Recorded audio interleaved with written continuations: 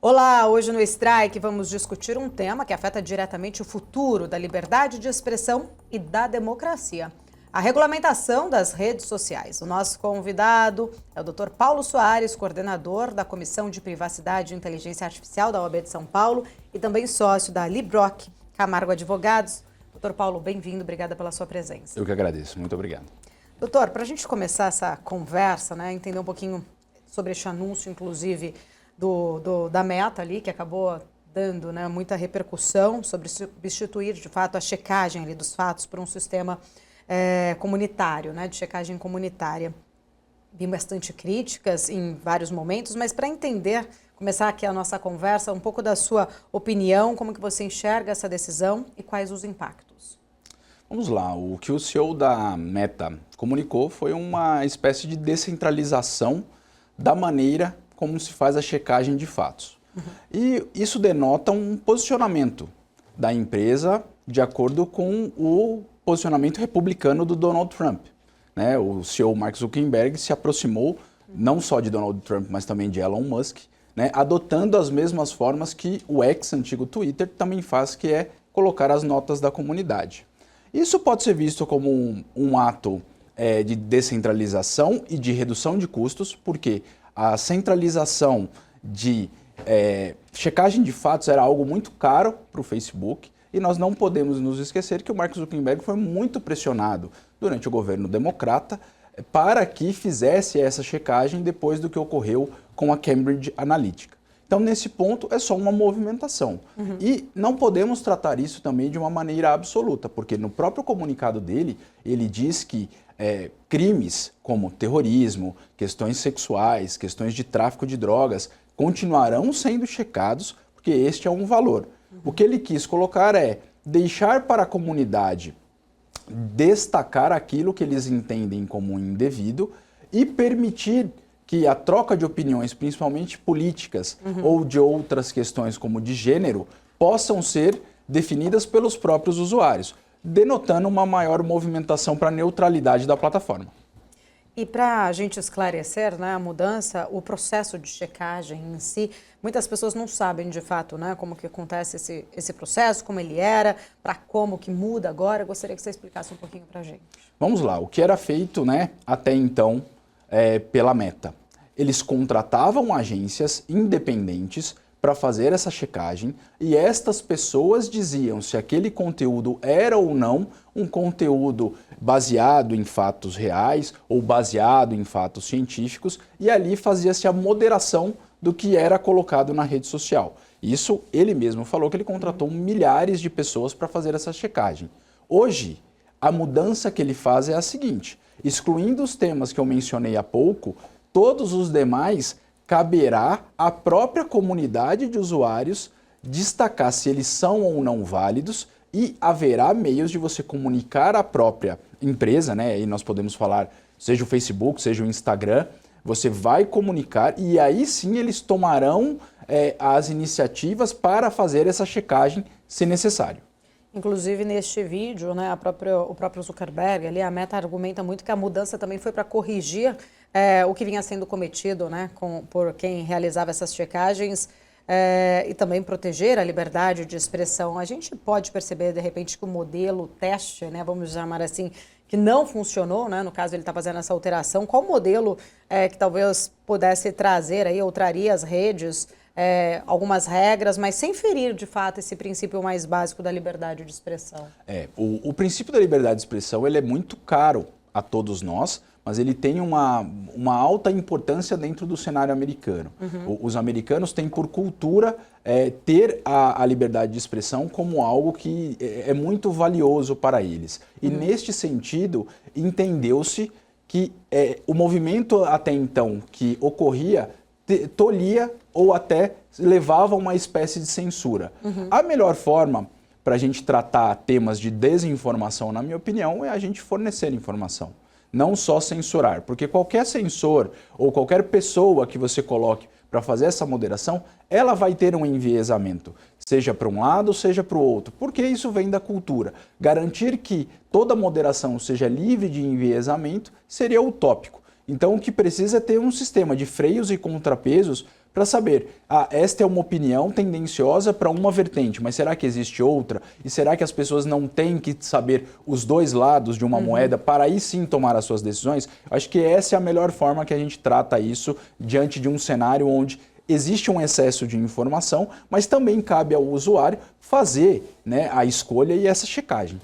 Doutor, qual o limite, de fato, ali da responsabilidade das plataformas sobre o conteúdo que os usuários publicam? Eu até fico muito em dúvida em relação a isso, até fazer aqui uma analogia, por exemplo, né?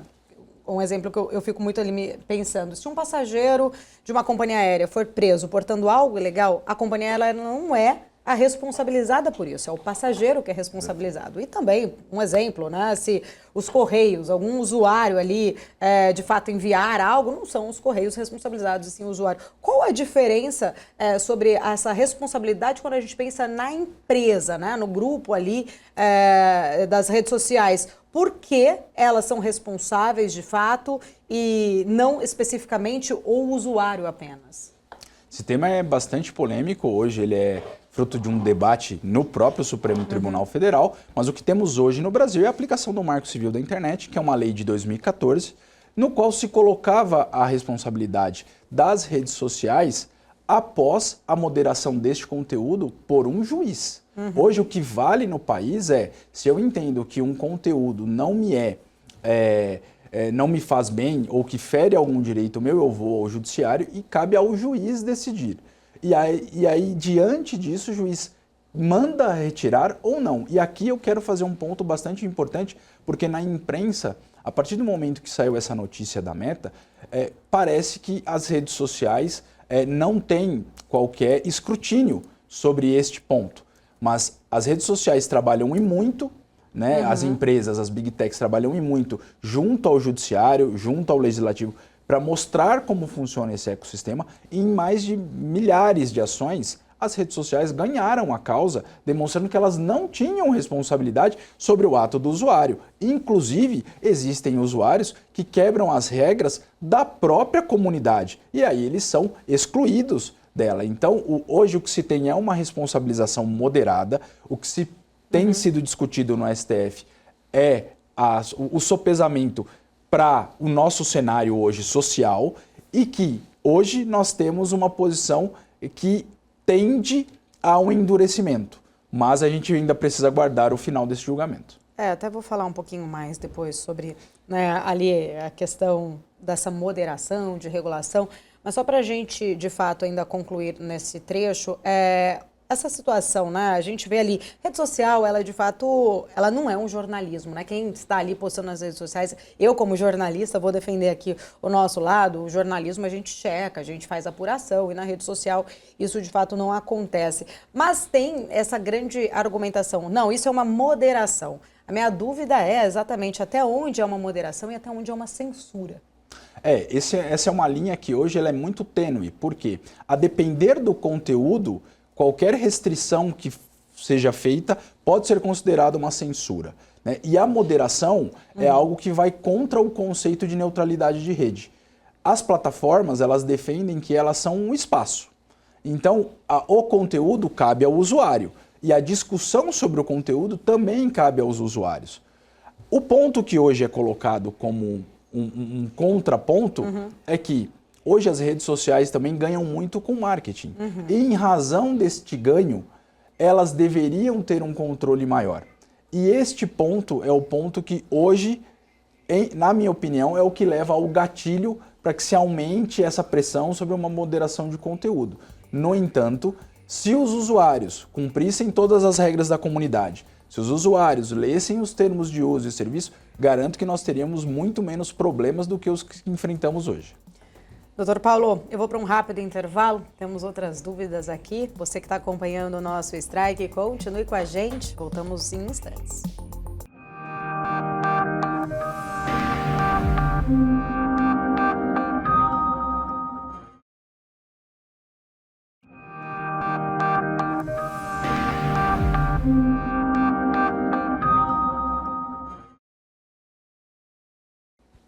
De volta aqui no nosso Strike, conversando com o Dr. Paulo Soares, coordenador da Comissão de Privacidade e Inteligência Artificial da OAB de São Paulo e também sócio da Libroc Camargo Advogados.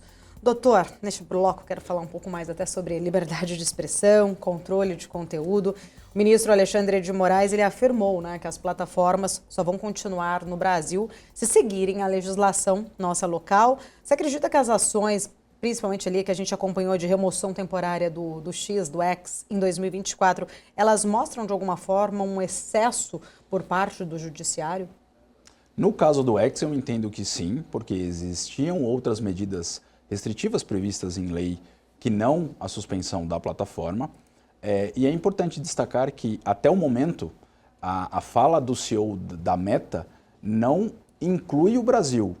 E no momento que estamos falando agora, a Meta vem cumprindo com todas as suas obrigações e respeito à lei, assim como todas as demais Big Techs. Então, o debate, ele é um debate que às vezes coloca uma polarização de lado a lado, mas as Big Techs têm colaborado sim, têm respeitado o judiciário e têm respeitado a lei brasileira. Então, neste sentido, não haveria por que haver um endurecimento. Obviamente, vez ou outra, pode-se haver um debate sobre algum caso que foge à curva. E é para isso que nós temos o nosso judiciário. Mas não existe uma postura recalcitrante das Big Techs com relação à legislação brasileira. Esse movimento relacionado talvez ali numa necessidade de maior controle das redes sociais, esse movimento ele vem junto, coincidência ou não, com uma ascensão de volta ali da direita, né? Não só, né, ali quando faz críticas em relação ao governo hoje, mais de esquerda, mas também quando a gente olha para a Europa, Estados Unidos. Você acredita que de alguma forma existe ali alguma questão de uma força política por trás disso, que acaba olhando muito mais para questões ideológicas do que de fato um benefício ali para os usuários? Toda moderação ela tem um viés acompanhado, porque quem modera tem os seus valores. E seus interesses também. Exato. Então isso é muito difícil dizer que ele não existe. Os movimentos, tanto aqui no Brasil quanto fora, eles têm que ser olhados, né, sob uma política social. Enquanto a Europa, que sofreu com a Primeira e Segunda Guerra Mundial, tem um posicionamento muito mais restritivo, né, visando a proteção de dados pessoais, os Estados Unidos preferem a liberdade econômica e a liberdade de expressão. E o Brasil tem importado, desde o Marco Civil da Internet, a própria LGPD, estes valores europeus. E a partir deste momento, se nós colocarmos diante de um cenário político de que quem executa essas leis, este olhar pode sim ser colocado sobre um enviesamento. Essas medidas, né, ali, de alguma forma, né, como a gente estava comentando anteriormente, que podem abrir até mesmo precedentes para censura ou controle estatal sobre o poder, né, ali, sobre o que pode ou o que não pode ser dito. A gente até viu, acho que isso em outros países, né, alguns outros países que têm ali linhas mais de ditadura, proibindo o X, por exemplo. E aí eu fico tentando entender, né, como que de fato a gente consegue proteger a democracia diante de casos como este. Em casos como este, o que a gente precisa é pensar num novo marco regulatório da vida digital. Porque a internet, como era há 10 anos, não é mais hoje. Hoje existem outros players, outras formas de interação.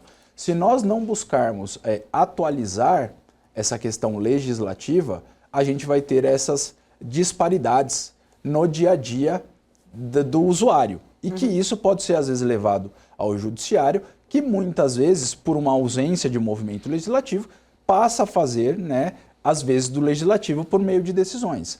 Controlar a censura ou controlar esse olhar, vamos dizer, restritivo, cabe não só ao legislativo, mas também à própria comunidade, aos usuários.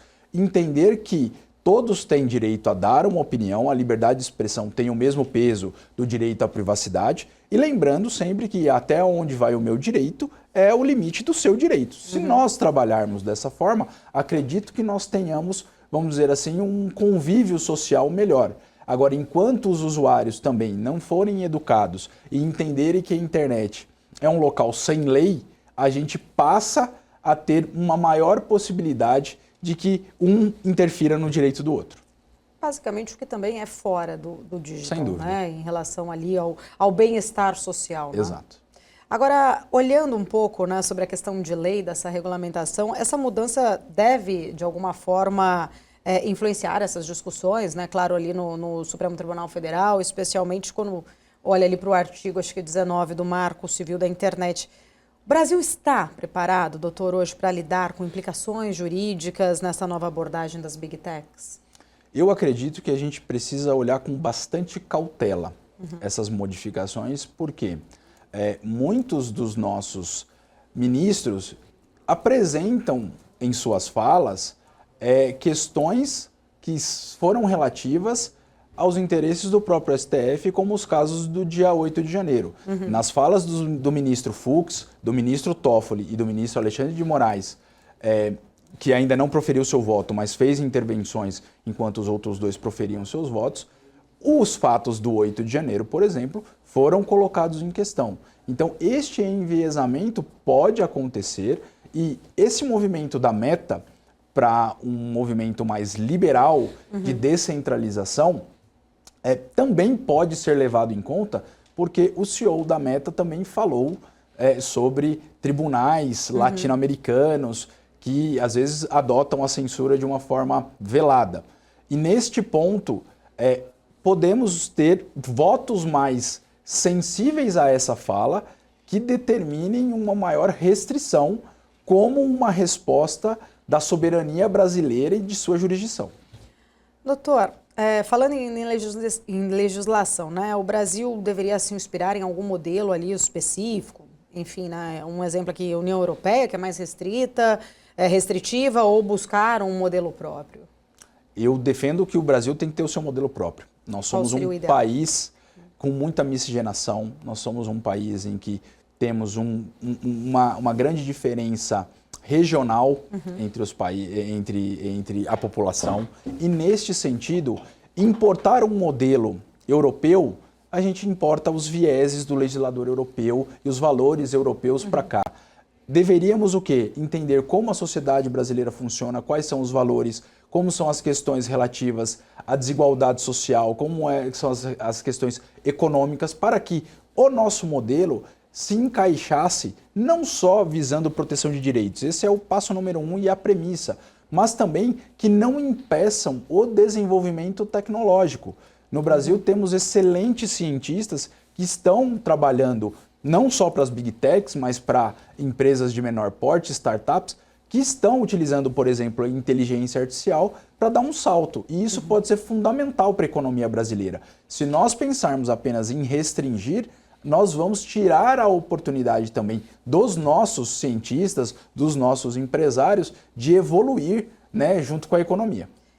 De fato, né, quando a gente olha ali, nós estamos atrasados nessa governança digital, mas de alguma forma, né, você acredita que isso pode trazer aí uma posição até para sermos mais reflexivos, né, ter ali uma vantagem, de repente, em criar uma solução que seja melhor adaptada ao nosso contexto?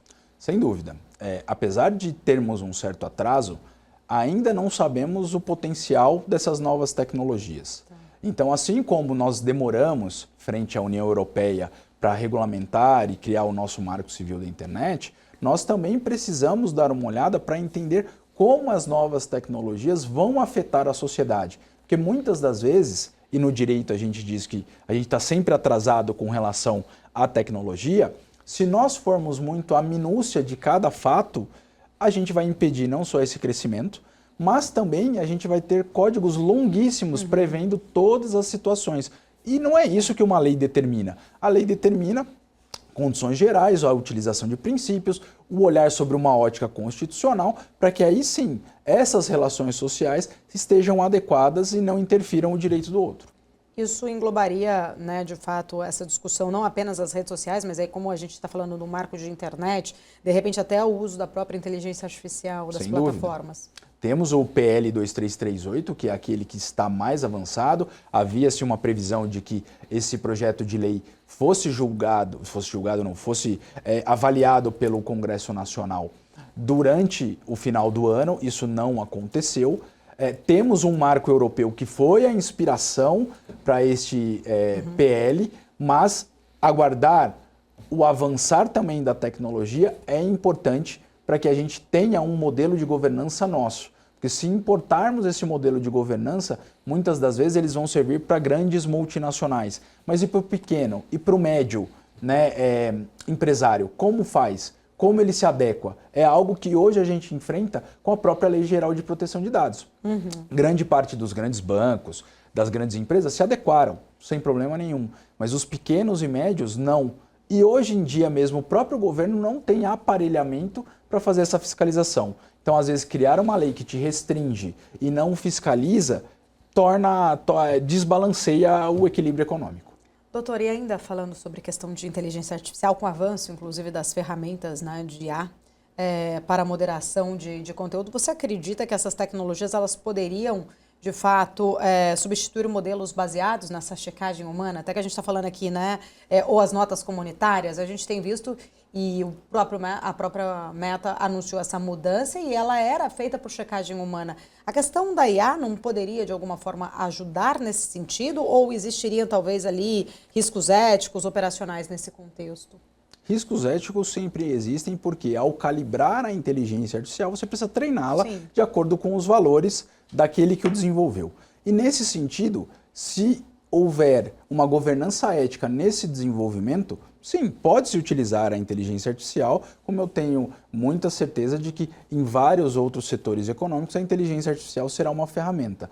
A grande questão é como a gente vai criar freios e contrapesos para questionar uma decisão gerada pela inteligência artificial, caso ela apresente uma resposta, que é o que se chama às vezes de alucinação, diante daquele fato apresentado. O que não se pode é tolher do usuário, daquele que se sentiu prejudicado, um direito a uma explicação, e isso já é previsto na própria Lei Geral de Proteção de Dados brasileira, de uma decisão gerada por inteligência artificial. Então, acredito que dá, mas precisa ter muito cuidado para que não exista um enviesamento desses moderadores, né, ou aplicados e entregues aos desenvolvedores, porque senão você vai replicar a visão de uma parcela da sociedade e não do todo.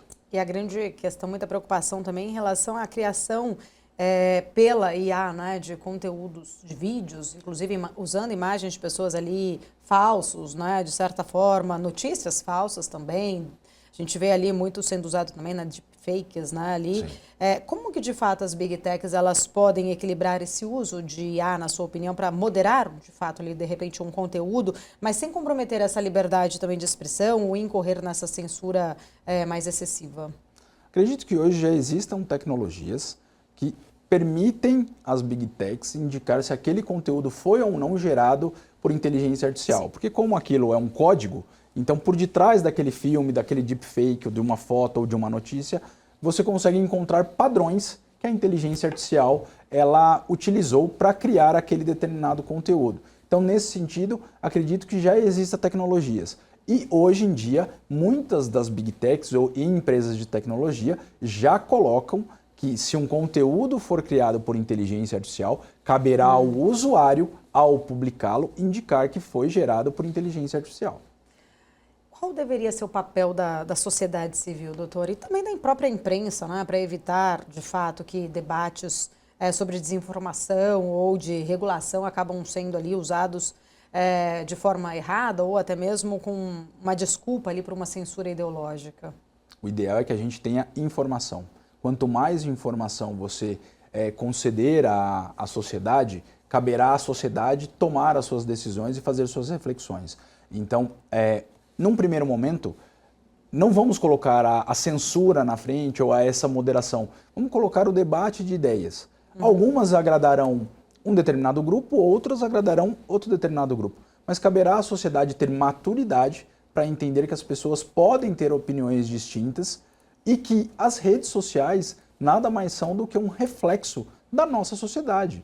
Nós temos opiniões diferentes, nós temos o direito de manifestar essas opiniões e que não cabe um discurso de ódio de lado a lado. O que precisa é haver um debate e entender que isso é saudável para que nós possamos evoluir as nossas ideias, porque desde sempre foi feito assim. Então, a partir de um momento que você restringe uma determinada fala ou um determinado posicionamento, desde que ele seja feito com respeito, que ele não ofenda a lei penal e a lei civil, eles podem ser colocados e, a partir de então, a censura ou esta moderação, ela se enfraquece neste ponto, permitindo ao usuário que também postou verificar se ele colocou aquilo de uma forma correta, ele refletir, ele postar uma nova opinião, porque também mudar de opinião também é do ser humano, então isso é possível.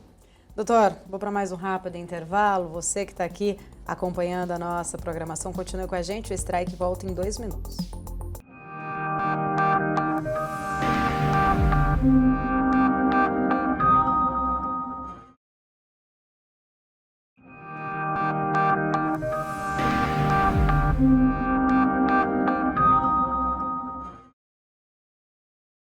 Estamos de volta aqui no Strike conversando com o Dr. Paulo Soares, coordenador da Comissão de Privacidade e Inteligência Artificial da OAB de São Paulo. Doutor, já falamos no bloco anterior um pouco qual deveria ser o papel da sociedade, também o papel ali da imprensa. Quero entender um pouco agora da OAB, né? O papel que vocês exercem ali, de fato, em relação à fiscalização, à legislação, essas políticas que regulamentam as Big Techs.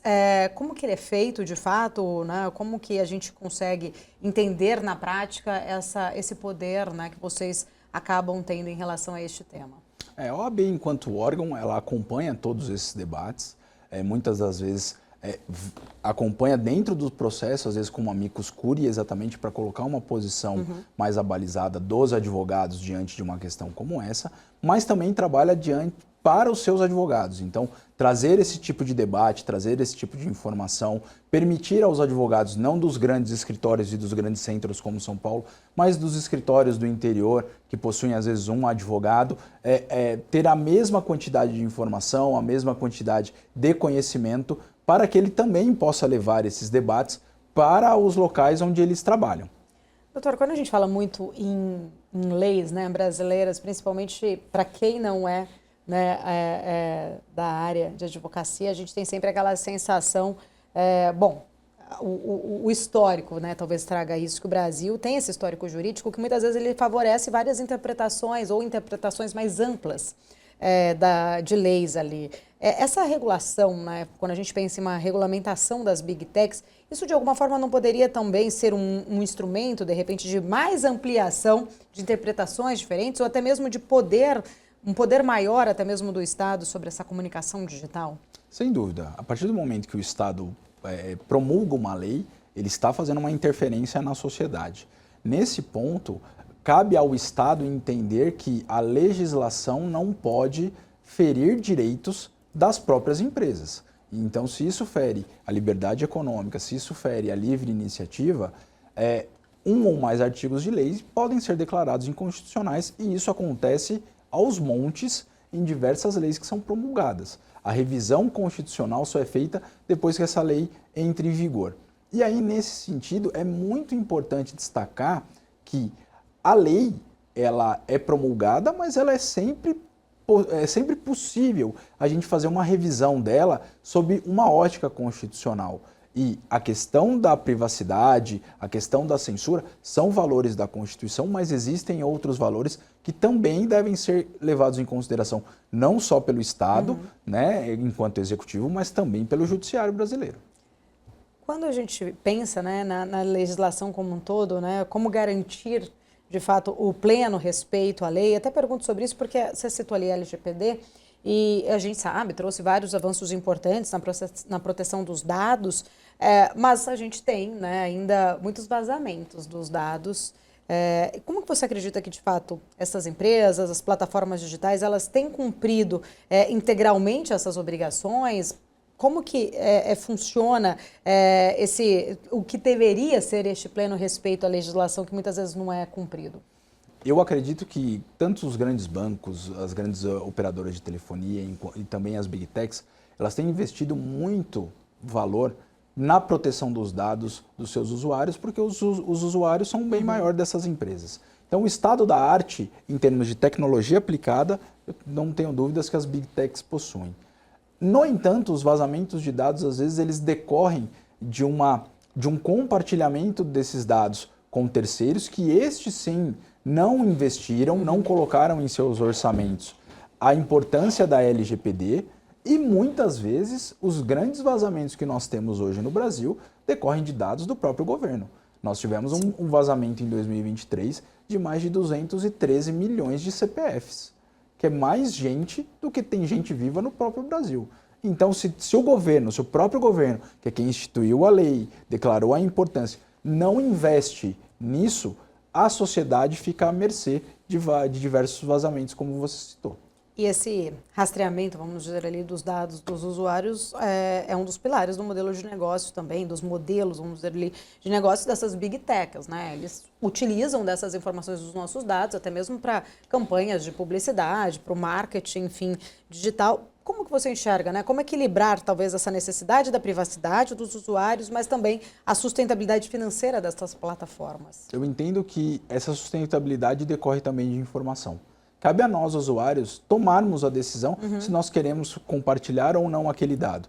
E muitas das vezes, principalmente com o advento da LGPD, nós temos acesso a este comunicado, a esse disclaimer. Às vezes ele é um pop-up que aparece na nossa janela, às vezes são termos e condições que ao contratar um serviço ou baixar um aplicativo no nosso celular estão lá, mas a gente não tem por hábito ler o que está acontecendo. Então, neste sentido, a empresa cumpriu o seu papel. Ela disse que ela ia usar, ou que às vezes ela iria compartilhar, né? Ela cumpre com a Lei Geral de Proteção de Dados, mas, neste ponto, o usuário, né, alega que ele não teve conhecimento quando lá ele teve o acesso, mas optou por não fazer. Então, eu entendo que a gente responde essa sua pergunta com fornecimento de informação. A partir do momento que as pessoas se interessam sobre os seus dados e nós brasileiros não temos a cultura de nos importar com nossos dados, a gente compartilha, a gente tem muitos amigos em redes sociais, a gente põe fotos não só nossas, às vezes dos nossos filhos. Então, a gente tem por hábito isso. Se nós não mudarmos esse hábito, não quer dizer que a empresa está sendo sorrateira ou ela está faltando com a verdade. Ela te informou, é você que não deu o valor necessário ou não teve tempo para refletir sobre aquele determinado disclaimer que lhe foi apresentado. Na vida real aqui, né, fora do digital, aquelas letrinhas miúdas de muitos contratos que muitas vezes a gente não lê e não até mesmo quando lê, muitas vezes termos jurídicos, quem é leigo ali acaba não entendendo essa interpretação, mas esses pop-ups, né, como você muito bem coloca ali, muitas vezes para a gente continuar navegando, você tem que aceitar, né? Accept all ali que aparece para você aceitar. Muitas vezes você aceita, de fato, sem ler. Cabe ali, acho que uma discussão sobre isso, né? Talvez essa captação desses dados feita sem esse conhecimento do usuário, por mais que a plataforma esteja comunicando, o usuário não entende ali isso como um fornecimento, uma autorização destes dados. Como seria, talvez, uma regulamentação mais ideal, que fosse mais eficaz em relação a isso, né? A proteger mais esses dados dos usuários? Teria isso? Tem e ela já está em vigor. A própria LGPD diz que no momento no qual você informa que você vai fazer o uso de dados pessoais, isso tem que ser destacado em uma linguagem acessível. Então, se alguma empresa não faz, aí sim está descumprindo a lei. Mas essa é a forma. Obviamente, existe já um conceito de freemium, né? Que quando um determinado serviço lhe é oferecido de forma gratuita, mas em contrapartida ele te pede, né, alguns dados seus, e às vezes esses dados são pessoais, quer dizer que o preço que você está pagando é a entrega desse dado. É que nós, muitas das vezes, a gente não vê por essa ótica. E é importante que a gente entenda que, muitas das vezes, o dado é muito mais valioso para aquela empresa que está te fornecendo o serviço do que o que ela desenvolveu para te entregar. Então, se nós passarmos a ter esta acuracidade, esse olhar mais atento sobre o que nos é oferecido e o que nós entregamos como contrapartida, fica muito mais fácil entender essa relação. Doutor, de uma forma geral, né, no Brasil, talvez essa abundância até de leis, a gente estava falando até anteriormente sobre as diferentes interpretações, mas a gente tem ali números de leis aliada até mesmo a baixa efetividade, uma fiscalização, né, falha em alguns momentos, aplicação mais seletiva em relação a algumas dessas determinadas leis. Você acredita que este talvez excesso normativo, sem uma estrutura robusta de fiscalização do Brasil, punição, né, talvez mais efetiva, isso pode ser algum fator ali para afetar a credibilidade do sistema legal do nosso país? Muitas das vezes, sim. O sistema legal ele é colocado em xeque exatamente por uma ausência de fiscalização, ou como se diz no jargão popular, aquela lei não pega. Né? E o que nós precisamos é entender que o governo ele tem que trabalhar muito alinhado entre legislativo, executivo e judiciário para que a população entenda que aquela lei deve ser seguida. A partir do momento que nós temos um movimento legislativo muito preocupado com o digital, mas não há um movimento fiscalizatório, existe um desequilíbrio. E a sociedade passa a ver isso como algo falho. E às vezes, quando se recorre ao judiciário, o judiciário tenta reequilibrar isso diante de suas decisões. Então, se não houver um esforço do próprio governo, se o governo não dá o exemplo, se os estados não estão aparelhados, às vezes fica muito difícil você convencer a população de que aquela lei ela é realmente importante, ela vai trazer um benefício para a sociedade, porque as leis têm essa finalidade, e, para tanto, precisam ser aplicadas por todos. E neste ponto, entendo que em muitos dos casos, menciono novamente a Lei Geral de Proteção de Dados, precisa haver um maior aparelhamento fiscalizatório para que aí sim, todas as empresas, sabendo que serão um dia fiscalizadas, terão maior acuracidade, maior acuidade para ver, né, aquele ponto como algo importante no seu dia a dia. Nesse sentido de fiscalização, é claro que a gente sabe que pelas redes sociais existe ali os algoritmos, né? Daria para fazer ali mais pela questão dos algoritmos em si, apesar que os algoritmos também das plataformas digitais, muitas vezes eles acabam sendo frequentemente, acho que acusados ali de criar bolhas de informações, né? As pessoas elas só recebem aquilo que elas consomem, então muitas vezes elas não furam ali essa bolha e acabam vivendo exatamente naquele mundo que ela acredita ser, né, a verdade ali pela visão dela. Existe solução técnica, talvez, ou regulatória para tornar estes algoritmos mais transparentes, menos polarizadores? Entendo que esse ponto é um ponto muito difícil, porque às vezes o algoritmo ele é o centro da movimentação da empresa, né? Então ele tem um segredo, vamos dizer assim, de negócio. Se as Big Techs abrissem todos os seus algoritmos, né, elas perderiam o seu principal valor, vamos assim dizer, para muitas das funcionalidades que elas dispõem. Então, neste sentido, é como você bem colocou, o algoritmo ele vai te entregar aquilo que você deseja ver. Se nós tivermos uma sociedade muito mais educada, com muito mais acesso à informação, que seja capaz de fazer as suas reflexões, o algoritmo não será tão julgado como ele é hoje em dia. O que precisa é que a gente tenha informação, que a nossa sociedade tenha condições de furar as bolhas que às vezes são repetidamente apresentadas informações verídicas e muitas delas inverídicas, mas que eles sejam capazes de ter a oportunidade de refletir sobre aquilo que é apresentado. As plataformas, né? A gente estava falando ali em relação a dados, o uso desses dados, não apenas o dado ali nosso como nome, CPF, e-mail, mas os dados de volumes comportamentais, não sei se a gente poderia chamar de dados comportamentais, né? Porque eles sabem exatamente o que a gente consome. Estou falando ali um pouco sobre o algoritmo, me vem essa questão, né? E utilizam muito disso para entregar até mesmo as campanhas de publicidade, mas como, de certa forma, daria para a gente pensar em impedir, ter algum tipo de recursos que impediriam estes dados nossos, sendo usado talvez de uma forma mais discriminatória, manipulação de decisões, processos eleitorais, de repente, também? Sim, existe. Existe. Hoje em dia, a própria Meta, se você entrar na sua página da sua rede social do Facebook, você consegue calibrar o nível de informações que você tem. É o que se chama de autogestão dos seus dados pessoais. Isso não é divulgado, então, né? Isso você pode colocar, isso aqui eu permito, isso aqui eu não permito, eu não quero receber esse tipo de informação ou de mensagem. Isso já é feito. E isso eu posso te dizer que seria o standard. Porque você transfere para o usuário exatamente a decisão do que ele quer ou não receber. A mesma coisa acontece em empresas como o Google. O Google também permite esse tipo de autogestão. Mas naquelas empresas que não têm, muitas das vezes a gente se depara com o fenômeno do cookie. Que o cookie nada mais é do que aquele vendedor que ele te persegue durante várias páginas. E você consegue também gerenciar o cookie, porque existem cookies que são necessários, mas tem cookies para fins de marketing. E esses cookies você consegue desabilitar. Então, de novo eu volto, é a questão da informação. Se a sociedade tiver essa informação, ela passa a ficar menos à mercê das empresas. Mas desta forma você não tolhe a empresa de tentar fazer crescer o seu portfólio.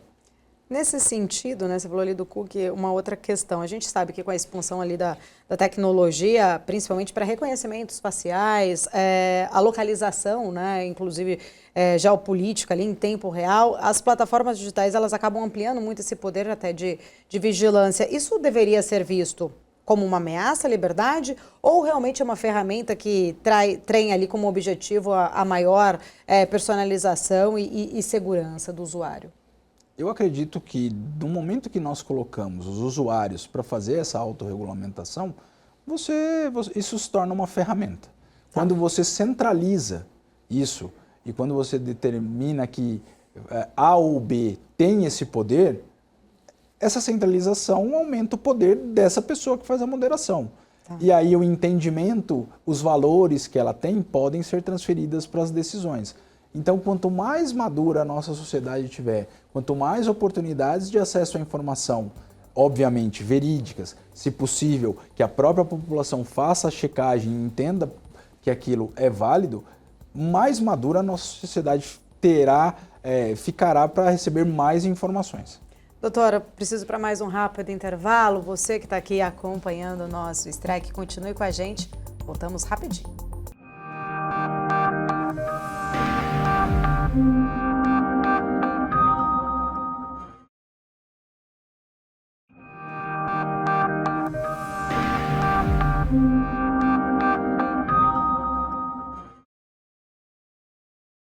Estamos de volta aqui na nossa programação da BMC News, no nosso Strike, conversando com o Dr. Paulo Soares, coordenador da Comissão de Privacidade e Inteligência Artificial da OAB de São Paulo e também sócio do Libroc Camargo Advogados.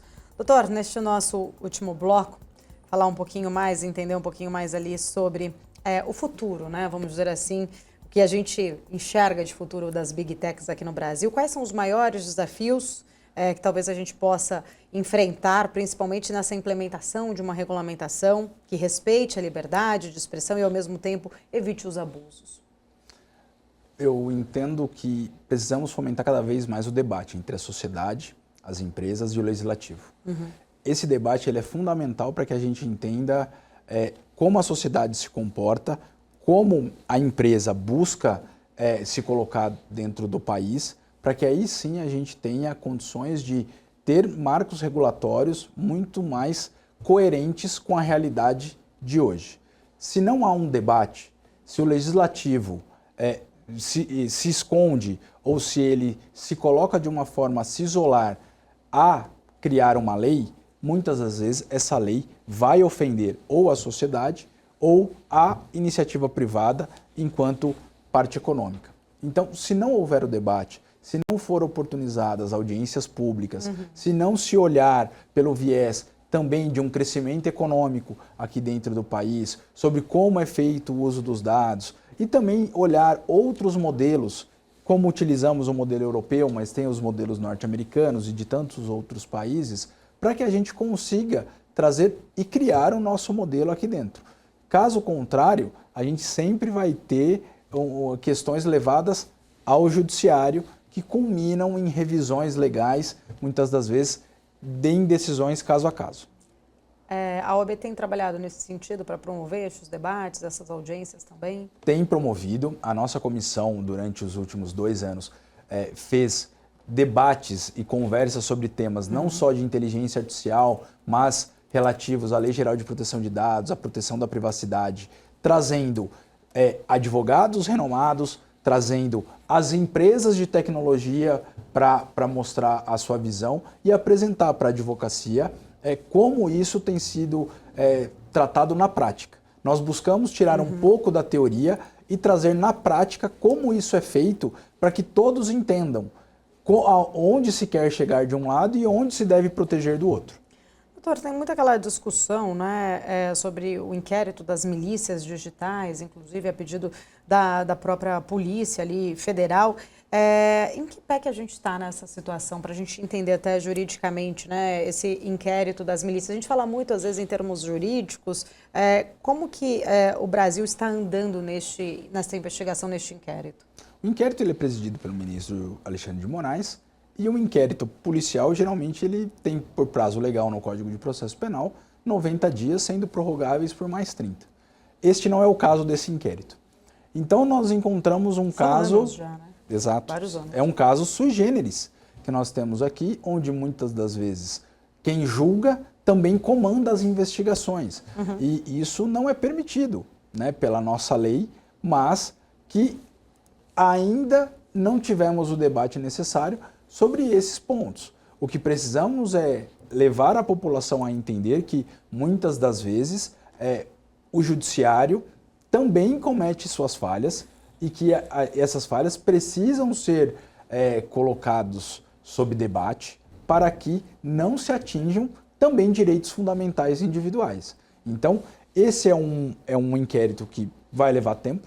Nós não sabemos onde ele vai parar, porque toda vez existe um fato novo. O próprio bloqueio do X foi tratado dentro desse inquérito e isso não corresponde à realidade brasileira.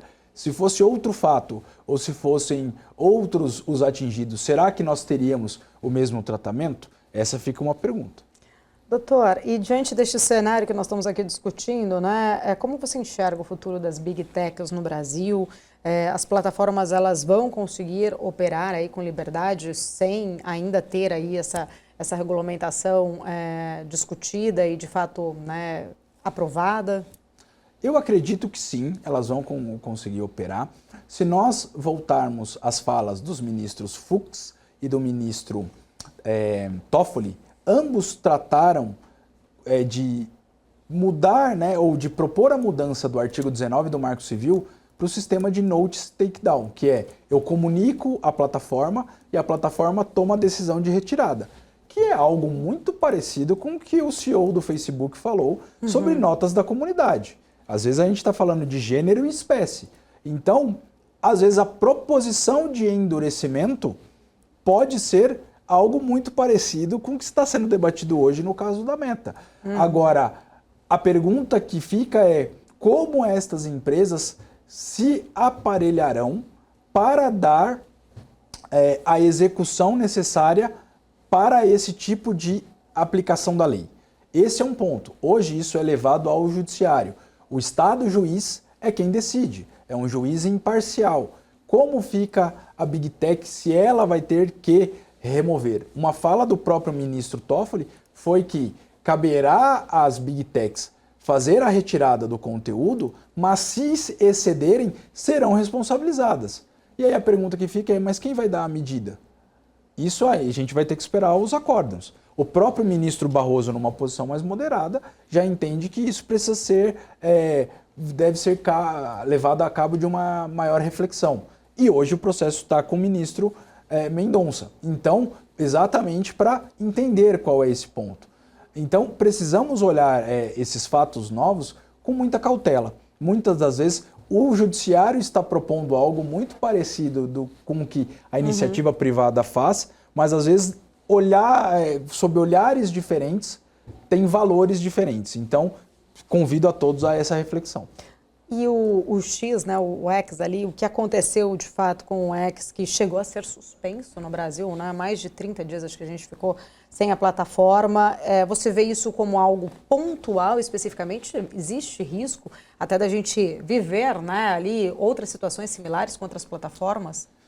Infelizmente, o caso do X não foi o primeiro. Pode ser que não seja o último.